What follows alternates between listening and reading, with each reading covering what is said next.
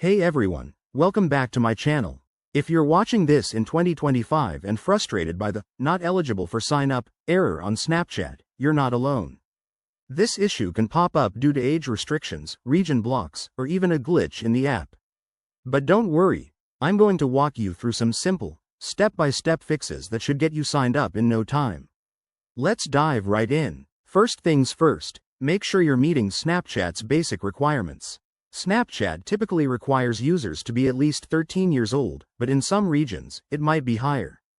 Double-check your birth date in the sign-up form and ensure all your details are accurate. If you're underage or there's a mismatch, that's often the culprit. Next, consider your location. Snapchat isn't available everywhere, so if you're in a restricted area, you might need to use a VPN to connect from a supported country. I recommend trying a reliable VPN like ExpressVPN. Just remember to use it responsibly. Once connected, try signing up again.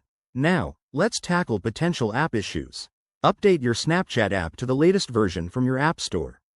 Outdated apps can cause all sorts of errors, especially with the 2025 updates. If that doesn't work, clear the app's cache and data. On Android, go to Settings, Apps, Snapchat, Storage, Clear Cache. For iOS, offload the app and reinstall it.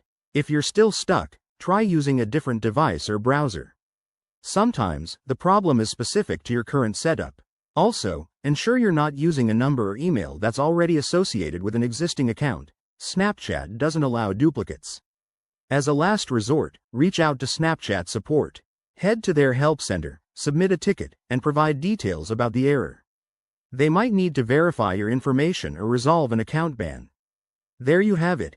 Easy steps to fix that annoying, "not eligible" error in 2025. If this video helped you, hit that like button, subscribe for more tech tips, and drop a comment below if you have any questions. Thanks for watching, and I'll see you in the next one.